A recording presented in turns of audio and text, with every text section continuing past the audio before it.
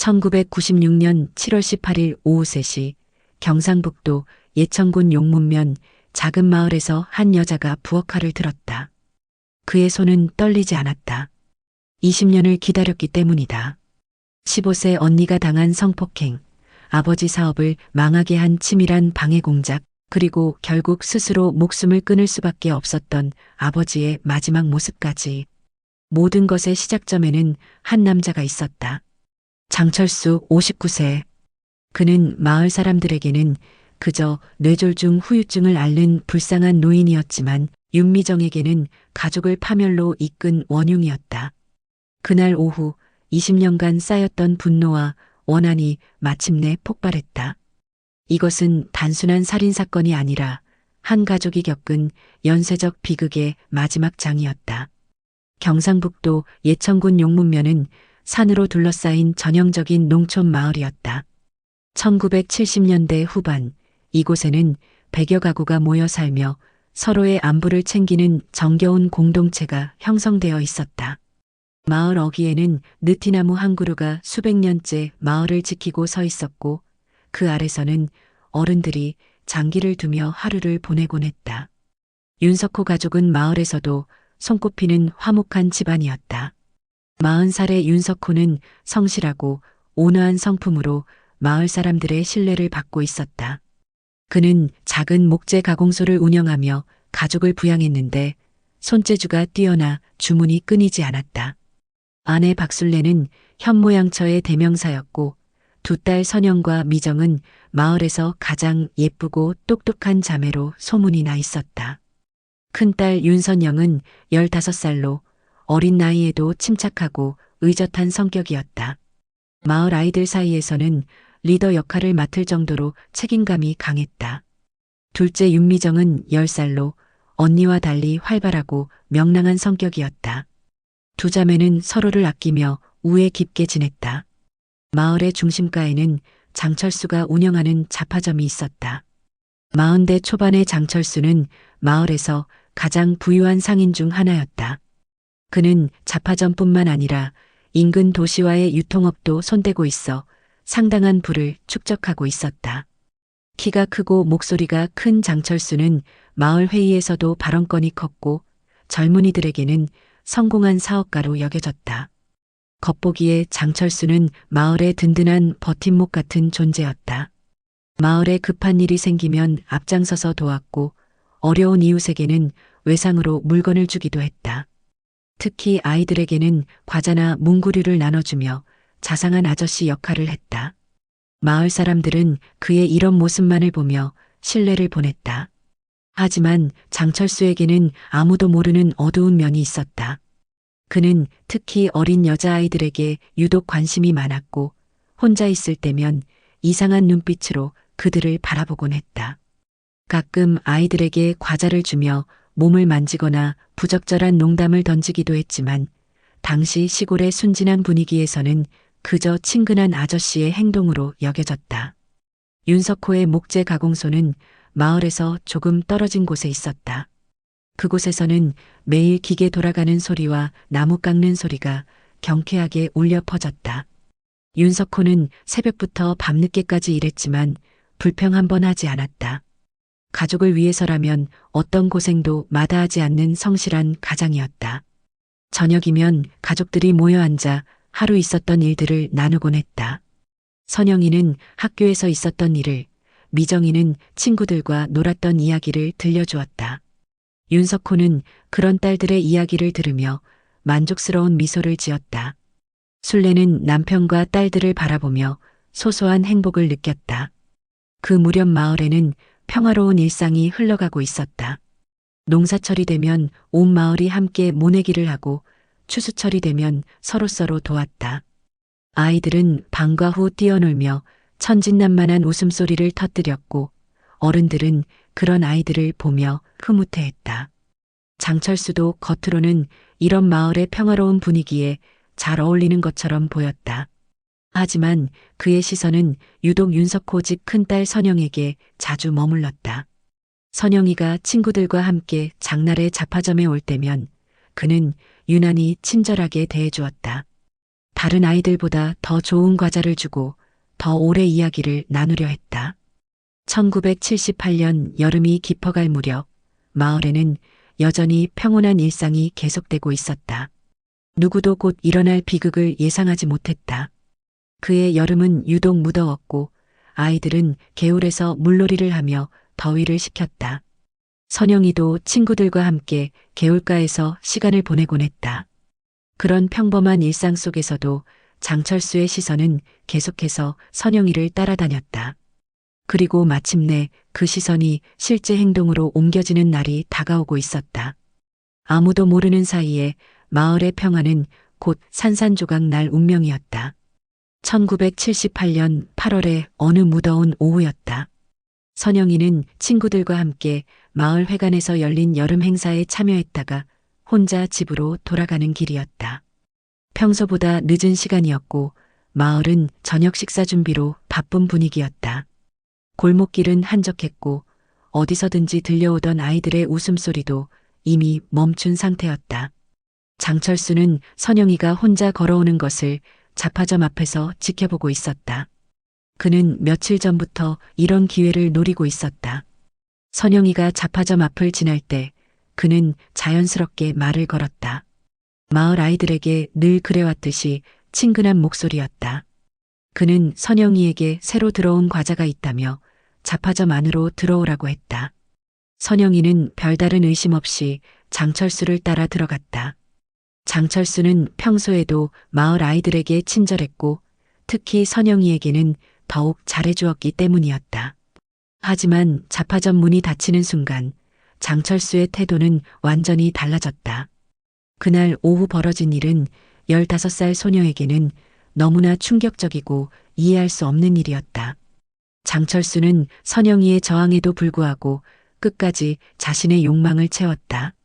선영이는 공포와 충격으로 몸이 얼어붙었고 제대로 저항조차 할 수 없었다. 모든 것이 끝난 후 장철수는 차가운 목소리로 협박했다. 이 일을 누구에게도 말하면 선영이와 가족 모두가 마을에서 살 수 없게 만들겠다고 했다. 선영이는 혼란스러운 상태로 집에 돌아왔다. 옷은 흐트러져 있었고 얼굴은 창백했다. 어머니 순례가 딸의 상태를 보고 깜짝 놀랐지만 선영이는 아무 일 없었다고 말할 뿐이었다. 열이 난다며 방으로 들어가 이불을 덮어쓰고 나오지 않았다. 며칠 동안 선영이는 말수가 현저히 줄었다. 평소 활발하던 아이가 갑자기 조용해졌고 밥도 제대로 먹지 않았다. 친구들과 어울리는 것도 피했고 집 밖으로 나가는 것 자체를 꺼려했다. 부모는 딸의 급작스러운 변화를 걱정했지만 선영이는 끝내 입을 열지 않았다. 한 달이 지나서야 선영이는 어머니에게 조심스럽게 그날 있었던 일을 털어놓았다. 순례는 딸의 말을 듣고 하늘이 무너지는 것 같은 충격을 받았다. 분노와 절망감이 교차했다. 하지만 동시에 어떻게 해야 할지 막막했다. 1970년대 시골에서 성폭행은 피해자가 오히려 수치스러워해야 하는 일이었다. 순례는 남편 윤석호에게 이 사실을 알렸다. 윤석호는 분노로 온몸이 떨렸다. 당장 장철수를 찾아가 따져 묻고 싶었지만 아내와 딸을 생각하면 함부로 행동할 수 없었다. 신고를 하자니 딸이 더 큰 상처를 받을 것 같았고 마을에서 소문이 나면 선영이가 평생 고개를 들고 살 수 없을 것 같았다. 가족회의가 열렸다. 모든 가족이 모여 앉아 이 문제를 어떻게 해결할지 논의했다. 하지만 뾰족한 수가 없었다. 당시 사회 분위기상 성폭행 피해자는 오히려 손가락질받기 일쑤였고 경찰에 신고한다 해도 제대로 된 수사를 기대하기 어려웠다. 특히 가해자가 마을의 유지급 인물이라면 더욱 그랬다. 결국 가족들은 침묵하기로 결정했다. 선영이를 위해서라도 이 일은 가족만 알고 있기로 했다. 하지만 그 침묵의 무게는 가족 모두에게 엄청난 짐이 되었다. 특히 선영이는 날이 갈수록 더욱 위축되어 갔다. 장철수는 여전히 마을에서 떵떵거리며 살았다. 그는 마치 아무 일도 없었다는 듯이 평소와 똑같이 행동했다. 오히려 윤석호 가족에게는 더욱 친근하게 대하려 했다. 윤석호의 목재 가공소에 자주 들러 안부를 묻고 선영이를 보면 예전과 똑같이 친절한 미소를 지어 보였다. 선영이는 장철수만 보면 온몸이 굳어졌다. 그가 다가오면 도망치고 싶었지만 마을 어른을 피한다는 것은 예의에 어긋나는 일이었다. 그는 억지로 인사를 하고 빨리 그 자리를 벗어나려 했다. 장철수는 그런 선영이를 보며 만족스러운 표정을 지었다. 몇 달이 지나면서 선영이의 상처는 더욱 깊어졌다. 학교 성적도 떨어졌고 친구들과의 관계도 소원해졌다. 밤에는 악몽에 시달렸고 낮에는 멍하니 앉아있는 시간이 많아졌다. 부모는 딸의 고통을 지켜보며 가슴이 찢어지는 것 같았지만 할 수 있는 일이 거의 없었다. 10살이었던 미정이도 언니의 변화를 느꼈다. 평소 자신과 잘 놀아주던 언니가 갑자기 말수가 줄고 우울해진 것을 이상하게 여겼다. 부모에게 물어봐도 제대로 된 답을 들을 수 없었다. 미정이는 언니를 위해 더욱 밝게 행동하려 노력했지만 집안 분위기는 날로 무거워져만 갔다. 그해 겨울, 선영이는 결국 학교를 그만두었다. 공부에 집중할 수 없었고 사람들과 어울리는 것 자체가 괴로웠다. 부모는 딸의 결정을 존중할 수밖에 없었다. 대신 선영이는 집에서 어머니의 일을 도우며 시간을 보냈다. 장철수는 여전히 마을의 실세였다. 그는 선영이 사건 이후에도 계속해서 자신의 영향력을 확대해 나갔다. 마을 이장과도 가까웠고 면사무소 직원들과도 친분이 있었다. 그의 잡화점은 마을 사람들에게 없어서는 안 될 곳이었고 그 자신도 그런 자신의 위치를 잘 알고 있었다. 하지만 윤석호 가족에게 그는 더 이상 마을의 어른이 아니었다. 그는 딸의 순결을 빼앗고 가족의 평화를 파괴한 원흉이었다. 그럼에도 불구하고 그들은 아무것도 할 수 없었다. 그저 침묵 속에서 분노와 원한을 키워갈 뿐이었다. 1978년이 저물어가면서 윤석호 가족의 삶은 완전히 달라져 있었다. 겉으로는 평범한 일상을 유지하고 있었지만 내면에는 씻을 수 없는 상처와 분노가 자리 잡고 있었다. 그리고 이것은 시작에 불과했다. 1980년대에 접어들면서 윤석호의 목재 가공소는 서서히 궤도에 오르기 시작했다. 전국적으로 건설붐이 일어나면서 목재에 대한 수요가 급증했고 윤석호의 뛰어난 기술력과 성실함이 입소문을 타면서 주문이 밀려들었다. 인근 도시의 건설업체들까지 그의 가공소를 찾았고 직원을 2명 더 고용할 정도로 사업이 번창했다. 윤석호는 가족의 미래를 위해 사업 확장을 계획했다. 특히 큰딸 선영이의 상처를 치유하기 위해서라도 경제적 여유를 만들어 서울로 이주하는 것이 목표였다. 시골에서 벗어나 새로운 환경에서 딸이 새 출발을 할 수 있도록 돕고 싶었다. 그는 밤늦게까지 일하며 돈을 모았고 새로운 기계 도입도 추진했다. 하지만 장철수는 윤석호 가족의 이런 움직임을 가만히 지켜보고만 있지 않았다. 선영이 사건 이후 윤석호 가족이 자신을 피하는 것을 눈치챘고 혹시 언젠가 그 일이 드러날지도 모른다는 불안감을 느꼈다. 특히 윤석호가 경제적으로 여유가 생기면 마을을 떠날 수도 있다는 생각에 위기감을 느꼈다. 장철수는 치밀하게 윤석호의 사업을 방해할 계획을 세웠다. 그는 마을에서의 자신의 영향력과 인맥을 총동원했다. 먼저 윤석호와 거래하던 주요 업체들에게 접근했다. 장철수는 이들과 오래전부터 다양한 거래를 해온 터라 상당한 신뢰관계를 구축하고 있었다. 가장 큰 타격은 안동의 대형 건설업체와의 계약 파기였다. 이 업체는 윤석호 가공소 매출의 절반 이상을 차지하는 중요한 거래처였다. 장철수는 이 업체 구매 담당자와 술자리를 가지며 윤석호에 대한 악의적인 소문을 퍼뜨렸다. 윤석호가 납기를 지키지 않는다거나 목재의 품질이 들쭉날쭉하다는 식의 거짓 정보였다. 처음에는 건설업체 측에서도 반신반의했다. 윤석호와는 지금까지 별 문제 없이 거래해왔기 때문이었다. 하지만 장철수는 끈질기게 접근했다. 그는 자신이 직접 더 좋은 조건으로 목재를 공급하겠다고 제안하면서 윤석호에 대한 의혹을 지속적으로 심어놓았다. 결정적인 순간은 1982년 봄에 왔다. 윤석호가 대형 주문을 받아 납기에 맞추려고 밤낮 없이 작업하던 중 기계 고장으로 하루 정도 늦어지는 일이 발생했다. 평소라면 충분히 이해받을 수 있는 일이었지만 장철수의 사전 공작으로 의심의 눈초리를 받고 있던 상황에서는 치명적이었다. 장철수는 즉시 이 소식을 듣고 건설업체에 전화를 걸었다. 자신이 예상했던 대로 윤석호가 약속을 지키지 못했다며 이제라도 자신과 거래하는 것이 좋겠다고 설득했다.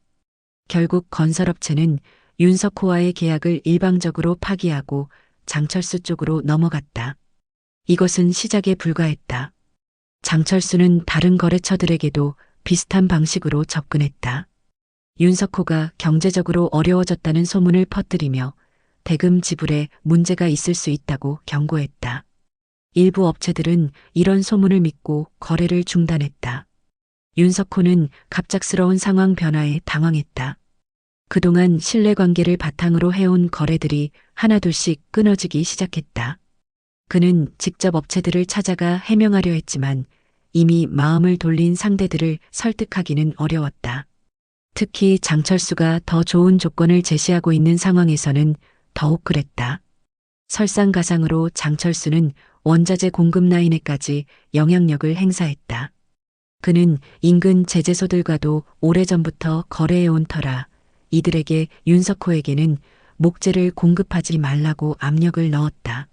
물론 표면적으로는 다른 이유를 댔지만 실제로는 윤석호의 사업을 망가뜨리려는 의도였다. 윤석호는 원자재 조달에도 어려움을 겪기 시작했다. 평소 거래하던 제재소에서 갑자기 물량이 부족하다며 공급을 거부했고 다른 곳에서는 터무니없이 비싼 가격을 요구했다. 이런 상황이 지속되면서 윤석호의 가공소는 정상적인 운영이 어려워졌다. 1982년 여름 윤석호는 결국 직원 2명을 해고해야 했다. 일감이 줄어들면서 더 이상 급여를 줄 여력이 없었기 때문이었다. 이들은 윤석호와 오랫동안 함께 일해온 동료들이었는데 그들을 보내야 하는 윤석호의 마음은 착증했다. 가정 경제도 급격히 악화되었다. 그동안 모아온 돈은 사업 유지를 위해 모두 투입되었고 새로운 수입은 거의 없는 상황이었다. 가족들은 생활비를 아끼기 위해 온갖 노력을 기울였다. 윤석호는 밤잠을 설치며 해결책을 모색했다. 그는 장철수의 방해 공작을 어렴풋이 눈치채고 있었지만 확실한 증거가 없었다. 설사 알았다 하더라도 장철수의 영향력을 고려할 때 정면으로 맞서기는 어려운 상황이었다. 1983년이 되면서 상황은 더욱 악화되었다. 이제 남은 거래처마저 하나둘씩 떠나갔고 새로운 주문은 거의 들어오지 않았다. 윤석호는 가공소를 유지하기 위해 돈을 빌리기 시작했다. 처음에는 친척들에게 부탁했지만 곧 그것만으로는 부족해졌다. 사채업자들이 윤석호를 찾아왔다. 그들은 높은 이자를 요구했지만 달리 선택의 여지가 없었다. 윤석호는 가공소와 집을 담보로 돈을 빌렸다. 그는 상황이 나아지면 금방 갚을 수 있을 것이라고 생각했지만 현실은 그렇게 호락호락하지 않았다. 장철수는 윤석호 가족의 몰락을 지켜보며 만족감을 느꼈다. 그는 자신의 계획이 성공적으로 진행되고 있다고 생각했다. 이제 윤석호 가족은 마을을 떠날 여력도 없고 자신에게 대항할 힘도 없어 보였다. 하지만 윤석호는 쉽게 포기하지 않았다. 그는 새로운 판로를 개척하기 위해 더 멀리 있는 도시들까지 찾아다녔다. 때로는 서울까지 올라가서 건설업체들을 만나기도 했다. 하지만 지방의 작은 가공소가 서울시장에 진입하기는 쉽지 않았다. 1984년 봄 윤석호에게 마지막 희망이 보였다. 대구의 한 대형 건설업체에서 상당한 규모의 주문을 제의해온 것이었다. 이 계약만 성사되면 그동안의 빚을 정리하고 사업을 정상화할 수 있을 것 같았다. 하지만 장철수는 이 소식을 듣고 즉시 행동에 나섰다. 그는 자신의 인맥을 총동원해 대구 업체에 접촉했다. 그리고 윤석호보다 더 좋은 조건을 제시하며 계약을 가로챘다. 윤석호가 마지막 희망으로 여겼던 계약은 그렇게 무산되었다. 이 사건으로 윤석호는 완전히 무너졌다. 그는 장철수의 치밀한 방해 공작을 뒤늦게 깨달았지만 이미 돌이킬 수 없는 상황이었다. 빚은 눈덩이처럼 불어났고 이자만으로도 감당하기 어려운 수준에 이르렀다. 1985년 윤석호의 목재 가공소는 결국 문을 닫았다. 그동안 혼신의 힘을 다해 일궈온 사업이 완전히 무너진 것이었다. 가공소의 기계들은 빚을 갚기 위해 헐값에 팔려나갔고 작업장은 텅 비었다. 사업 실패 후 윤석호 가족의 삶은 나락으로 떨어졌다. 1985년부터 1989년까지 4년간 그들은 빚더미에 파묻혀 절망적인 나날을 보내야 했다. 윤석호는 목재 가공소를 잃은 후 온갖 일을 해보았지만 나이가 든 그에게 변변한 일자리를 구하기는 쉽지 않았다. 처음에는 인근 공장에서 일용직으로 일했다. 젊은 시절부터 다져온 체력을 바탕으로 힘든 육체 노동도 마다하지 않았다. 하지만 하루 벌어 하루 먹고 살기도 빠듯한 임금으로는 쌓인 빚의 이자조차 감당하기 어려웠다. 사채업자들은 매일같이 집 앞에 나타나 독촉을 했고 때로는 위협적인 말과 행동으로 가족들을 괴롭혔다. 순례는 남편을 도우려고 인근 식당에서 설거지와 청소 일을 시작했다. 새벽 4시부터 밤 10시까지 쉬지 않고 일했지만 받는 돈은 얼마 되지 않았다. 그동안 고운 삶만 살아온 그의 손은 금세 거칠어졌고 허리와 다리는 늘 아팠다. 하지만 가족을 위해서는 어떤 고생도 감수했다. 선영이는 1978년 사건 이후 계속 집에만 있었다. 20대 중반이 된 그는 결혼 정년기였지만 정신적 상처로 인해 사람들과 어울리는 것을 극도로 꺼려했다. 특히 남자들에 대한 공포심은 시간이 갈수록 더욱 심해졌다. 가족의 경제적 어려움을 보며 자신도 뭔가 도움이 되고 싶었지만 외부 활동 자체가 불가능한 상태였다. 미정이는 고등학생이 되어서도 계속 공부를 하고 있었다. 하지만 가정 형편상 대학 진학은 꿈도 꿀 수 없는 상황이었다. 그는 학교 다니는 틈틈이 아르바이트를 하며 가게의 보탬이 되려고 노력했다. 똑똑하고 성실한 미정이었지만 현실의 벽은 높고 두터웠다. 윤석호의 정신적 고통은 날로 심해졌다. 한때는 마을에서 인정받는 사업가였던 그가 이제는 빚쟁이 신세가 되었다는 사실이 견디기 어려웠다. 더욱 괴로운 것은 이 모든 일의 배후에 장철수가 있다는 사실을 알면서도 아무것도 할 수 없다는 무력감이었다. 장철수는 여전히 마을의 실세로 군림하고 있었다. 오히려 윤석호의 몰락 이후 그의 영향력은 더욱 커졌다. 윤석호의 사업 영역까지 흡수하면서 인근 지역 목재 유통업계에서 독점적 지위를 확보했다. 그는 윤석호 가족의 몰락을 지켜보며 은밀한 만족감을 느꼈다. 1987년 겨울 윤석호 가족은 결국 집까지 잃을 위기에 처했다. 사채업자들이 집을 담보로 빌려준 돈의 상환을 요구하고 나선 것이었다.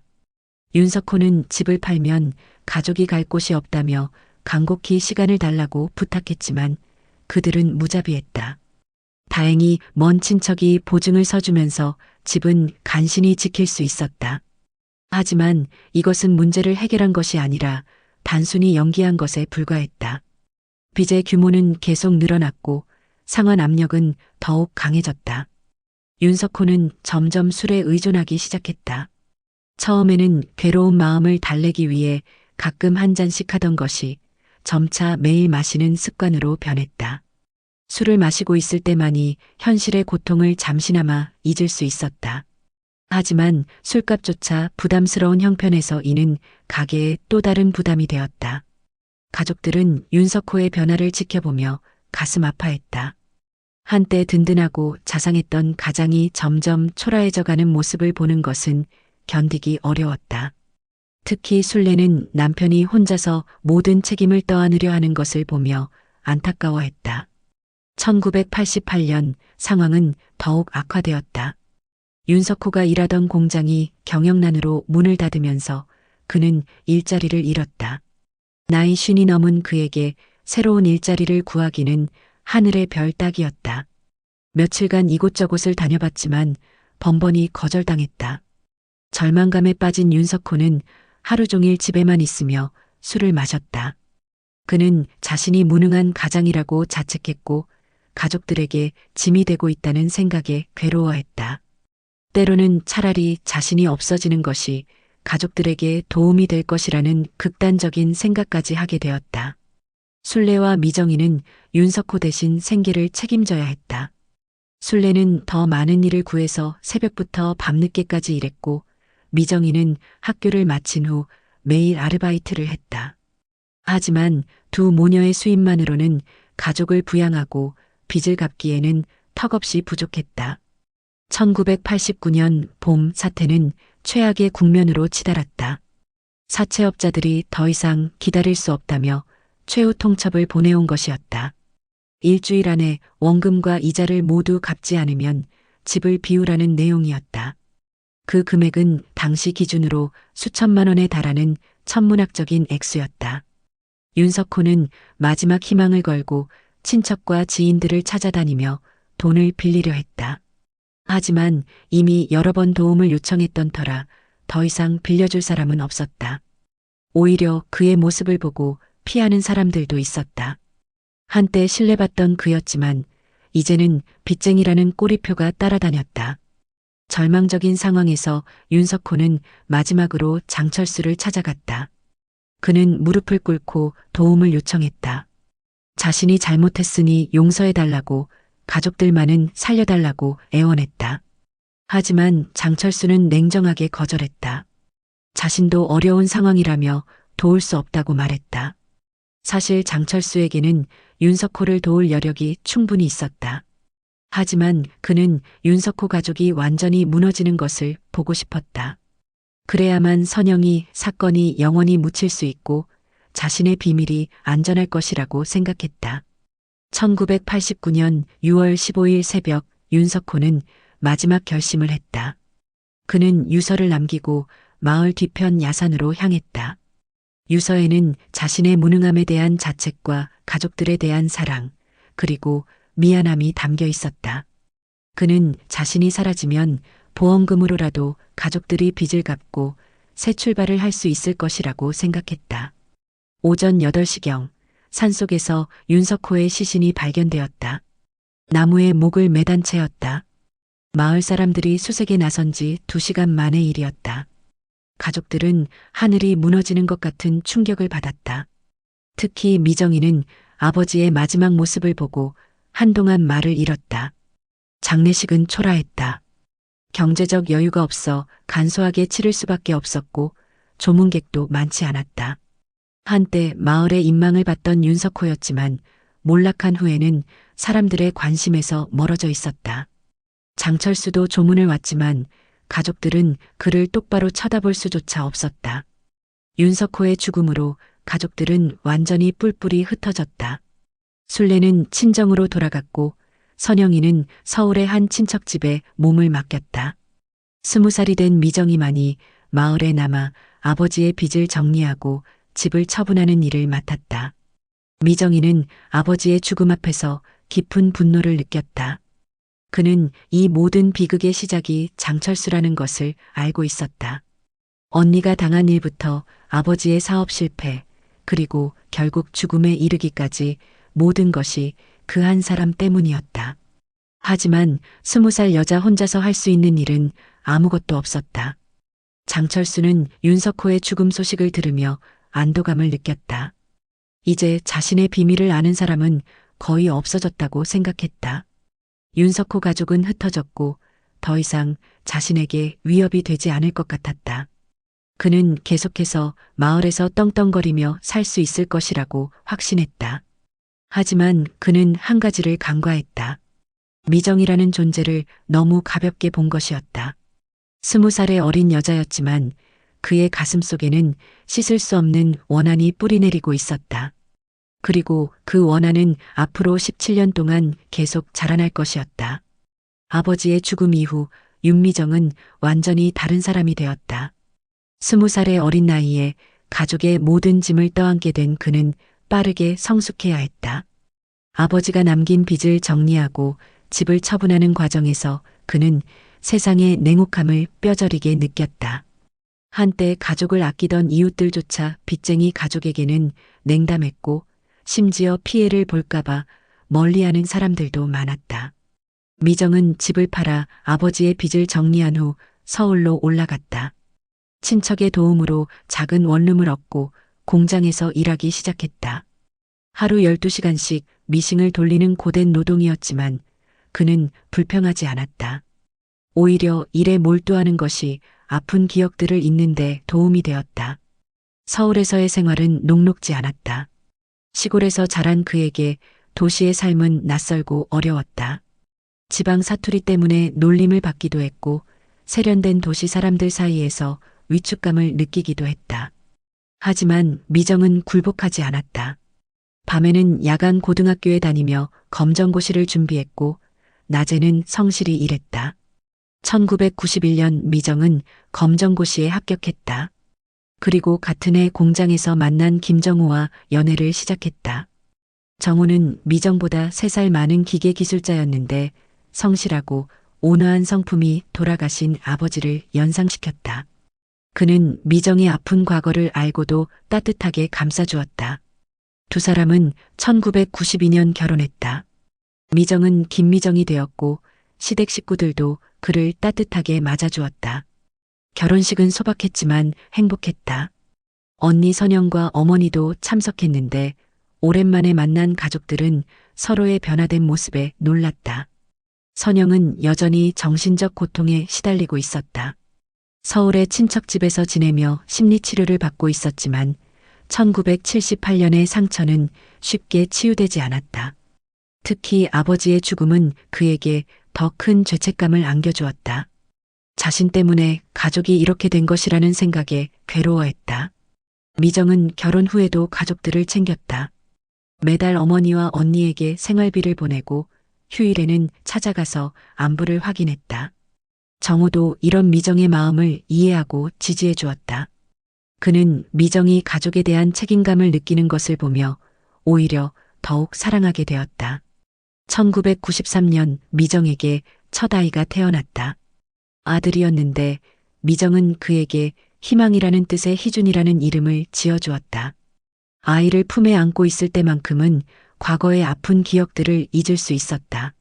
하지만 동시에 예천의 장철수에 대한 분노는 여전히 그의 가슴 깊은 곳에 자리 잡고 있었다. 서울에서의 새로운 삶이 안정을 찾아가는 동안 고향 예천에서는 장철수가 여전히 실세로 군림하고 있었다. 윤석호 가족이 몰락한 후 그의 영향력은 더욱 커졌다. 그는 목재 유통업뿐만 아니라 부동산 투자에도 손을 뻗어 상당한 부를 축적했다. 1990년대 초 부동산 붐을 타고 그의 재산은 기하급수적으로 늘어났다. 장철수는 재혼도 했다. 인근 도시 부유한 집안의 딸과 혼인하여 사회적 지위를 더욱 공고히 했다. 아내는 그의 과거를 전혀 모르는 순진한 여자였고 장철수는 자상한 남편 역할을 완벽하게 연기했다. 1994년에는 아들까지 태어나 겉보기에는 완벽한 가정을 이루었다.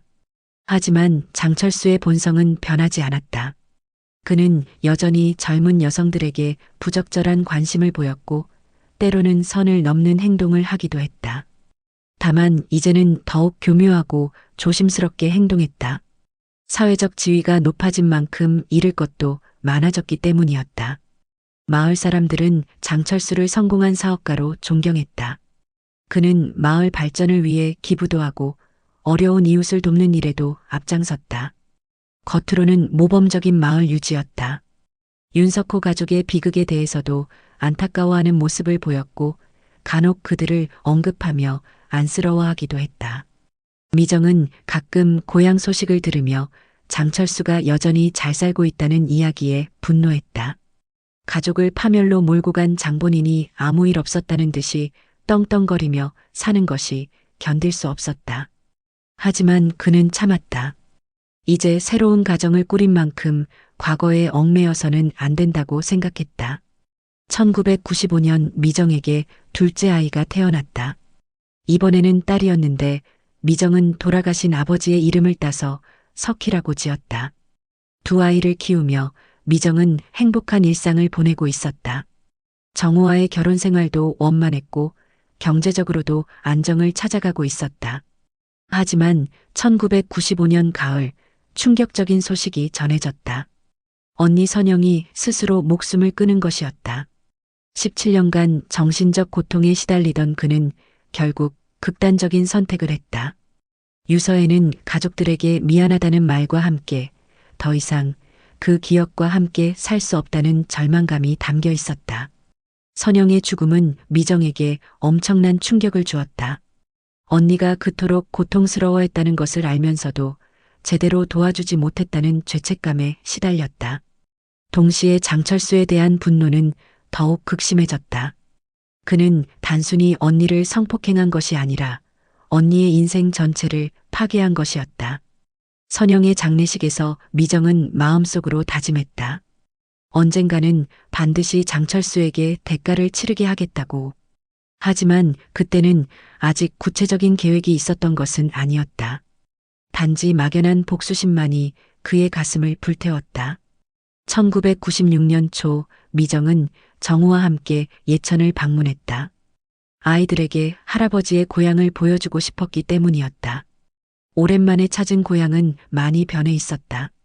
개발이 진행되면서 옛 모습을 잃어가고 있었지만 여전히 정겨운 시골 마을의 정취는 남아 있었다. 미정은 아버지의 묘를 찾았다. 오랜만에 성묘를 하며 그동안의 일들을 이야기했다. 아이들이 잘 자라고 있다는 것, 언니가 세상을 떠났다는 것, 그리고 여전히 장철수를 용서할 수 없다는 것을. 묘 앞에서 미정은 오열했고 정우는 그런 아내를 조용히 위로했다. 마을을 둘러보던 중 미정은 장철수의 잡화점을 발견했다.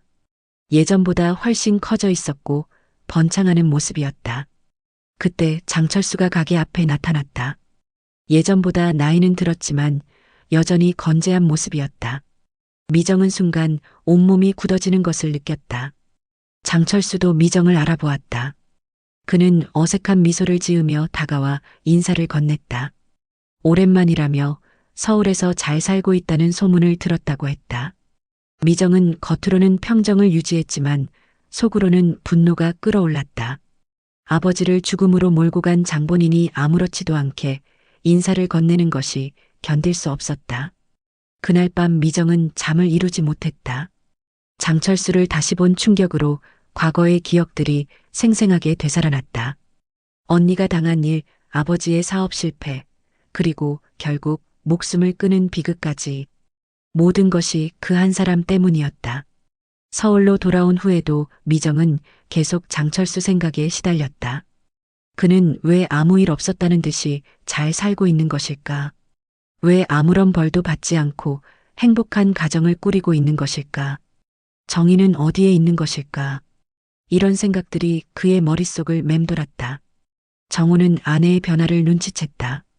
예천에서 돌아온 후 미정이 예전 같지 않다는 것을 알 수 있었다. 자주 멍하니 있는 시간이 늘었고 밤에는 악몽에 시달리는 것 같았다. 하지만 미정은 괜찮다고 말할 뿐 속마음을 털어놓지 않았다. 1996년 여름이 되면서 미정의 마음속에는 어떤 결심이 자리 잡기 시작했다. 더 이상 그냥 넘어갈 수는 없다는 생각이 들었다. 언니도 죽었고 아버지도 죽었는데 정작 모든 것의 원인인 장철수만 멀쩡히 살아있는 것이 용납되지 않았다. 처음에는 막연한 생각이었다. 하지만 시간이 갈수록 그 생각은 구체적인 계획으로 변해갔다. 미정은 인터넷과 도서관에서 관련 정보들을 찾아보기 시작했다. 물론 정확히 무엇을 할 것인지는 아직 정하지 않았지만 뭔가 행동을 취해야 한다는 확신은 점점 강해졌다. 7월이 되자 미정은 마침내 결심을 굳혔다. 장철수를 직접 만나 과거 일에 대해 따져 묻기로 한 것이었다. 더 이상 참고 살 수는 없었다. 설사 법적으로 해결되지 않더라도 적어도 그 사람에게 자신의 분노와 원한을 전달하고 싶었다. 미정은 정호에게 친정 어머니가 편찮으시다며 잠시 내려가겠다고 말했다. 정호는 의심 없이 동의했고 아이들은 시댁에 맡기기로 했다. 모든 준비를 마친 미정은 7월 18일 새벽 기차를 타고 예천으로 향했다. 18년 만에 복수가 시작되려 하고 있었다. 1996년 7월 18일 아침 6시 미정을 태운 무궁화호가 예천역에 도착했다. 18년 전 가족을 등지고 떠났던 그 역사에 다시 발을 딛는 순간 가슴속 깊이 묻어두었던 감정들이 일시에 솟구쳐 올랐다. 역 주변은 예전과 크게 달라져 있었지만 여전히 정겨운 시골 정취를 간직하고 있었다. 미정은 역에서 나와 마을 쪽으로 걸어갔다. 새벽 공기는 차가웠고 이슬에 젖은 풀내음이 코끝을 스쳤다. 어린 시절 뛰어놀던 길목들을 하나하나 지나면서 그는 과거의 기억들과 마주했다. 행복했던 시절의 추억도 있었지만 대부분은 아픈 기억들이었다. 마을에 도착한 미정은 먼저 아버지의 묘를 찾았다. 윤석호의 묘는 마을 뒷산 중턱에 있었는데 7년 전 선영의 죽음 이후로는 그 옆에 언니의 묘도 함께 자리하고 있었다. 미정은 두 무덤 앞에 무릎을 꿇고 꽃을 바쳤다. 묘 앞에서 미정은 오랫동안 말없이 앉아 있었다. 아버지와 언니에게 어떻게 말을 시작해야 할지 몰랐다. 결국 그는 속삭이듯 작은 목소리로 이야기하기 시작했다. 그동안 서울에서 어떻게 살았는지, 아이들이 얼마나 예쁘게 자랐는지, 그리고 오늘 왜 이곳에 왔는지를. 해가 떠오르면서 마을에도 활기가 돌기 시작했다. 농사일을 하러 나가는 사람들, 학교에 가는 아이들, 장에 가려고 준비하는 사람들. 18년 전과 크게 다르지 않은 평화로운 일상이었다. 하지만 미정에게는 그 평화로운 일상 자체가 분노의 대상이었다. 장철수는 여전히 그 평화로운 일상의 중심에 있었다. 그는 이제 59세가 되어 예전보다 나이가 들었지만 여전히 마을의 실세였다. 몇 년 전 뇌졸중을 앓은 후 몸이 예전 같지 않았지만 정신은 또렷했고 사업도 계속하고 있었다. 미정은 오전 내내 마을을 돌아다니며 장철수의 동태를 파악했다. 그는 여전히 잡화점을 운영하고 있었고 오전에는 주로 가게에 있다가 오후에는 집에서 쉬는 패턴을 보였다. 가게 옆에는 작은 창고가 있었고 그곳에서 혼자 있는 시간도 많았다. 점심시간이 되자 미정은 마을 식당에서 간단히 식사를 했다. 식당 주인은 미정을 알아보고 반가워했다. 서울에서 잘 살고 있다는 소문을 들었다며 아이들은 몇 명인지 남편은 어떤 일을 하는지 물어봤다. 미정은 적당히 대답하면서도 장철수에 대한 이야기를 들으려 했다. 식당 주인의 말에 따르면 장철수는 몇 년 전 뇌졸중으로 쓰러진 후 많이 약해졌다고 했다. 걸음도 예전 같지 않고 말도 조금 어눌해졌다고. 하지만 여전히 정정하고 마을 일에도 적극적으로 참여하고 있다고 했다. 아내와 아들과 함께 화목하게 살고 있다는 이야기도 들었다. 오후 2시가 되자 미정은 본격적으로 행동에 나섰다. 그는 미리 준비해온 부엌칼을 가방에서 꺼내 허리춤에 숨겼다. 칼을 만지는 순간 온몸이 떨렸지만 동시에 이상한 안정감도 느꼈다. 이제 정말로 끝장을 내는 때가 온 것이었다. 장철수의 잡화점으로 향하는 길은 길지 않았지만 미정에게는 마치 몇 시간을 걷는 것처럼 느껴졌다. 발걸음 하나하나가 무거웠고 심장은 격렬하게 뛰었다. 하지만 발걸음을 멈추지는 않았다. 18년을 기다렸고 이제 더 이상 미룰 수 없었다. 잡화점에 도착했을 때 장철수는 혼자 있었다. 그는 창고에서 물건을 정리하고 있었는데 미정이 들어오자 고개를 들었다. 처음에는 누군지 알아보지 못하는 것 같았지만 곧 알아보고는 어색한 미소를 지었다. 뇌졸중 후유증으로 얼굴 한쪽이 약간 마비된 상태였지만 여전히 그때 그 사람이었다. 장철수는 미정에게 반갑다고 인사했다. 서울에서 잘 살고 있다는 소문을 들었다며 아이들은 건강한지 물어봤다. 그의 목소리는 예전보다 조금 어눌했지만 여전히 친근한 척하는 태도는 변하지 않았다. 미정은 처음에는 차분하게 대답했다. 하지만 장철수의 태도를 보며 분노가 치솟기 시작했다. 어떻게 이렇게 태어날 수 있는 것인가? 어떻게 아무 일 없었다는 듯이 웃으며 인사할 수 있는 것인가? 그는 정말로 자신이 한 일들을 잊어버린 것인가? 미정은 조용한 목소리로 과거 이야기를 꺼냈다.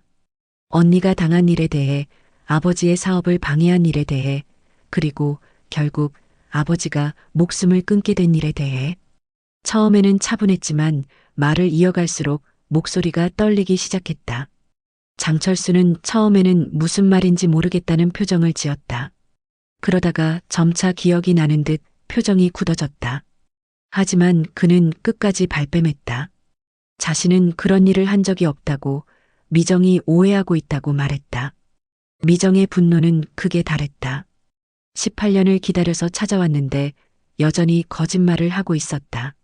언니를 성폭행한 것도, 아버지의 사업을 방해한 것도 모두 거짓말이라고 하는 것이었다.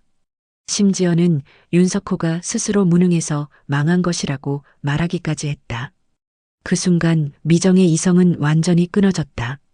18년간 쌓인 분노와 원한이 일시에 폭발했다. 그는 허리춤에서 부엌칼을 꺼내 장철수에게 달려들었다. 장철수는 놀라며 피하려 했지만 뇌졸중 후유증으로 몸이 예전 같지 않아 제대로 움직일 수 없었다. 첫 번째 칼은 장철수의 어깨에 박혔다. 그는 비명을 지르며 바닥에 넘어졌다. 하지만 미정은 멈추지 않았다. 두 번째, 세 번째 칼이 이어졌다. 가슴과 배에 상처가 났고 피가 흘러나왔다. 장철수는 용서해달라고 애원했다. 자신이 잘못했다고, 미안하다고 말했다. 하지만 이미 늦었다. 미정은 18년간의 분노를 모두 쏟아내고 있었다. 언니를 위해서, 아버지를 위해서, 그리고 파괴된 가족을 위해서. 마지막 칼이 장철수의 심장 부근에 깊숙이 박혔다. 그는 더 이상 움직이지 않았다. 창고 바닥에는 피가 고여 있었고 미정의 옷에도 피가 튀어 있었다. 모든 것이 끝났다. 미정은 칼을 떨어뜨리고 장철수의 시신을 내려다봤다. 분노는 사라졌지만 그 자리에는 공허함만이 남아 있었다. 18년을 기다린 복수는 끝났지만 죽은 가족들이 돌아오는 것은 아니었다. 잠시 후 미정은 정신을 차리고 경찰서에 전화했다. 자신이 사람을 죽였다고, 지금 즉시 와달라고 말했다. 그리고 장철수의 시신 옆에 앉아 경찰이 올 때까지 기다렸다. 오후 4시경 경찰이 도착했다. 미정은 저항하지 않고 순순히 체포되었다. 그는 수갑을 찬 채로 경찰차에 올라타며 마지막으로 마을을 둘러봤다. 이제 다시는 이곳에 올 수 없을 것이라는 생각이 들었다. 마을 사람들은 충격에 빠졌다. 평화롭던 마을에서 살인사건이 일어난 것도 놀라웠지만 가해자가 18년 전 마을을 떠났던 윤미정이라는 사실에 더욱 당황했다. 아무도 그가 돌아올 것이라고 예상하지 못했고 하물며 이런 일을 저지를 것이라고는 꿈에도 생각하지 못했다. 장철수의 가족들은 오열했다. 아내는 남편의 죽음을 받아들일 수 없어 했고 아직 어린 아들은 상황을 이해하지 못했다. 마을 사람들은 그들을 위로했지만 어떤 말로도 위안이 되지 않았다. 그날 저녁 뉴스에서는 예천 살인 사건이 크게 보도되었다. 18년 만에 고향을 찾은 여성이 과거의 원한으로 마을 유지를 살해했다는 내용이었다. 하지만 사건의 진짜 배경이나 동기에 대해서는 자세히 다루어지지 않았다. 미정은 구치소에서 하룻밤을 보냈다. 차가운 감방에 혼자 앉아 있으니 현실이 실감났다. 자신이 정말로 사람을 죽였다는 것, 이제 긴 법정 투쟁이 시작될 것이라는 것. 하지만 후회는 없었다. 18년을 기다린 만큼 이제는 모든 것을 받아들일 준비가 되어 있었다. 1996년 7월 19일 새벽 예천경찰서는 전례 없는 혼란에 빠져 있었다. 평화롭던 시골 마을에서 일어난 살인사건은 경찰들에게도 충격이었다. 특히 가해자가 자수한 상황에서 동기가 명확하지 않아 수사진들은 당혹감을 감출 수 없었다. 윤미정은 조사실에서 담담한 표정으로 경찰의 질문에 답했다. 그는 자신이 장철수를 살해했다는 사실을 숨기지 않았고 범행 과정도 상세히 진술했다. 하지만 정작 중요한 동기에 대해서는 쉽게 입을 열지 않았다. 단지 개인적인 원한이 있었다고만 말할 뿐이었다. 수사팀장인 김영사는 20년 경력의 베테랑이었지만 이번 사건은 쉽게 해결될 것 같지 않았다. 일반적인 살인사건과는 달리 가해자와 피해자 사이에 18년이라는 긴 공백이 있었고 그 기간 동안 두 사람은 전혀 접촉이 없었던 것으로 보였다. 무엇이 평범한 주부를 살인자로 만들었는지 파악하는 것이 관건이었다. 수사진은 먼저 윤미정의 과거를 조사하기 시작했다. 서울에서의 생활, 결혼 과정, 가족관계 등을 면밀히 살펴봤다. 남편 김정호와의 인터뷰에서는 평소 미정이 모범적인 아내이자 어머니였다는 증언이 나왔다. 단지 가끔 고향 이야기를 할 때 우울해하는 모습을 보였다는 것 외에는 특별한 점이 없었다. 장철수의 주변 인물들도 조사 대상이 되었다. 마을 사람들은 하나같이 장철수가 선량하고 마을을 위해 헌신하는 사람이었다고 증언했다. 경제적으로 어려운 이웃을 도왔고 마을 발전 사업에도 적극적이었다고 했다. 특히 최근 몇 년간은 뇌졸중 후유증으로 몸이 불편해 더욱 조용히 지내고 있었다고 했다. 하지만 수사가 진행되면서 이상한 점들이 발견되기 시작했다. 마을의 나이든 어른들 중 일부는 장철수에 대해 조심스러운 반응을 보였다. 직접적으로 말하지는 않았지만 그에 대해 좋지 않은 소문이 있었다는 듯한 뉘앙스를 풍겼다. 결정적인 단서는 윤미정의 어머니 박순례와의 면담에서 나왔다. 처음에는 딸의 행동을 이해할 수 없다며 오열하던 순례는 결국 20년 가까이 숨겨왔던 비밀을 털어놓았다. 1978년 큰딸 선영이가 장철수에게 성폭행을 당했다는 충격적인 사실이었다. 순례의 증언은 수사의 물꼬를 텄다. 그는 당시 상황을 생생하게 기억하고 있었고 이후 가족이 겪었던 고통도 상세히 설명했다. 특히 선영이가 평생 그 상처로 고통받다가 결국 1995년 스스로 목숨을 끊었다는 사실은 수사진들에게 큰 충격을 주었다. 이어서 윤석호의 사업 실패 과정도 조사되었다. 1980년대 초 목재 가공소가 갑작스럽게 몰락한 배경에는 장철수의 치밀한 방해 공작이 있었다는 사실이 드러났다. 당시 거래처들과의 면담을 통해 장철수가 어떻게 윤석호의 사업을 방해했는지 구체적인 정황들이 밝혀졌다. 특히 안동의 한 건설업체 전 구매 담당자는 20년 전 장철수가 어떻게 자신을 설득했는지 기억하고 있었다. 그는 장철수가 윤석호에 대한 악의적인 소문을 퍼뜨리며 계약을 가로챘다고 증언했다. 당시에는 단순한 경쟁으로 생각했지만 지금 돌이켜보니 의도적인 방해였다는 것을 깨달았다고 말했다. 윤석호의 자살에 대한 조사도 이루어졌다. 1989년 당시 간단히 처리되었던 자살 사건이었지만 이번 수사를 통해 그 배경이 상세히 밝혀졌다. 윤석호가 마지막까지 빚에 시달리며 절망했던 상황, 그리고 가족을 위해 보험금을 남기려 했던 안타까운 심정이 드러났다. 수사가 진행될수록 윤미정의 범행 동기는 점점 명확해졌다. 단순한 개인적 원한이 아니라 18년간 축적된 가족의 한이 폭발한 것이었다. 언니의 성폭행, 아버지의 사업 실패와 자살, 언니의 자살까지 모든 비극의 출발점에 장철수가 있었던 것이다. 마을 사람들은 이런 사실들이 밝혀지자 충격에 빠졌다. 그동안 존경해왔던 장철수의 숨겨진 과거가 드러나면서 마을은 술렁였다. 일부는 믿을 수 없다며 부인했지만 점점 더 많은 증거들이 나오면서 사실임을 인정할 수밖에 없었다. 특히 나이든 마을 어른들 중에는 그동안 의심스럽게 생각했던 일들을 떠올리는 사람들이 있었다. 장철수가 젊은 여성들에게 보였던 부적절한 관심, 사업에서 보인 과도한 경쟁 의식 등이 새로운 시각으로 재평가되었다. 장철수의 가족들은 더욱 큰 충격을 받았다. 아내는 남편의 과거를 전혀 몰랐다며 믿기 어려워했다. 20년 가까이 함께 살면서도 그런 어두운 면이 있었다는 것을 상상조차 할 수 없었다. 어린 아들은 상황을 이해하지 못했지만 주변의 시선이 달라진 것은 느낄 수 있었다. 수사 과정에서 장철수의 다른 비리들도 드러났다. 그동안 마을의 모범적인 사업가로 행세했지만 실제로는 각종 편법과 불법 행위에 연루되어 있었다. 세금 포탈, 부정한 정치 후원금, 건설업체와의 유착관계 등이 차례로 밝혀졌다. 이런 사실들이 알려지면서 여론은 점차 변화하기 시작했다. 처음에는 윤미정을 냉혈한 살인자로 보던 시각이 점차 복잡한 동정론으로 바뀌어 갔다. 물론 살인이 정당화될 수는 없지만 그 배경에 있는 가족의 비극을 무시할 수는 없다는 목소리가 나오기 시작했다. 언론들도 이 사건에 주목했다. 단순한 살인 사건이 아니라 1970, 80년대 시골 사회의 어두운 단면을 보여주는 상징적 사건으로 다뤄지기 시작했다.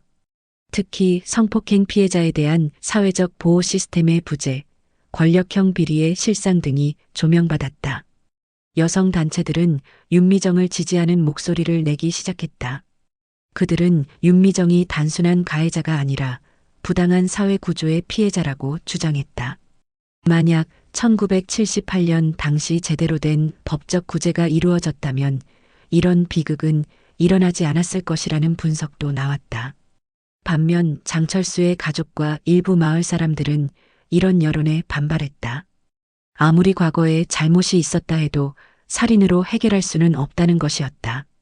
특히 장철수가 이미 뇌졸중으로 고생하고 있었고 가족들에게는 아무 죄가 없다는 점을 강조했다. 수사가 마무리되면서 검찰은 윤미정을 살인죄로 기소했다. 하지만 동시에 범행의 배경과 동기를 상세히 기록해 법원에 제출했다. 이는 재판 과정에서 양형에 큰 영향을 미칠 것으로 예상되었다. 윤미정은 구치소에서 변호사와 만나 재판 준비를 했다. 변호사는 정당방위나 심신미약을 주장할 수도 있다고 했지만 미정은 거부했다. 자신이 한 일에 대해서는 책임을 지겠다고 말했다. 다만 왜 그런 일을 할 수밖에 없었는지는 법정에서 분명히 밝히고 싶다고 했다. 마을은 여전히 혼란 속에 있었다.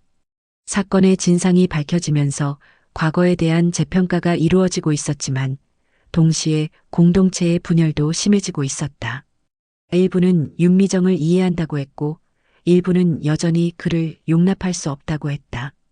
그해 가을 본격적인 재판이 시작되었다.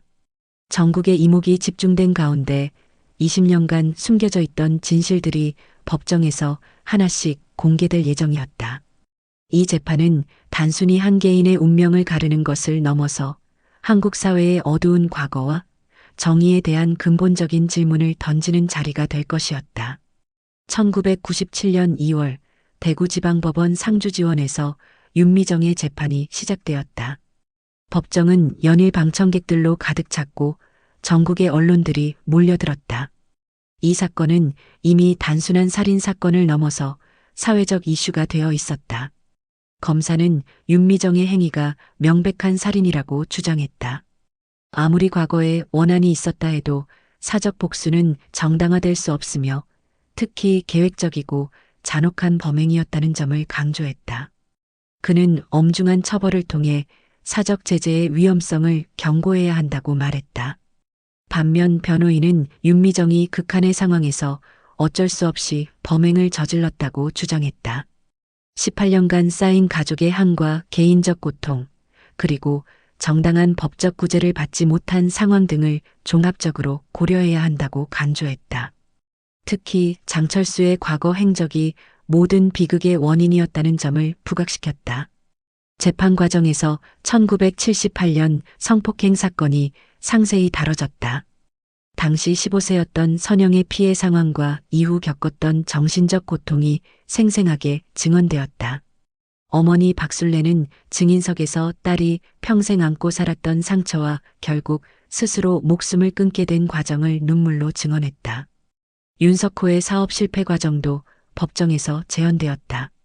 당시 거래처 관계자들이 증인으로 나와 장철수가 어떻게 체계적으로 윤석호의 사업을 방해했는지 구체적으로 증언했다. 이는 단순한 경쟁이 아니라 의도적인 파괴 행위였다는 것이 명확해졌다. 재판부는 이 사건의 복잡성을 인정하면서도 신중한 접근을 보였다. 재판장은 개인적 복수를 인정할 수는 없지만 범행에 이르게 된 배경과 동기는 충분히 참작할 가치가 있다고 말했다.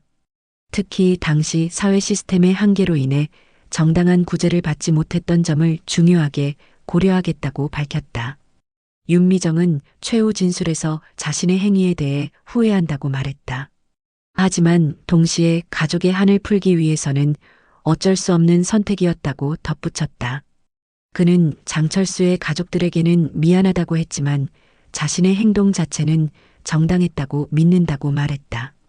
1997년 3월 재판부는 최종 판결을 선고했다.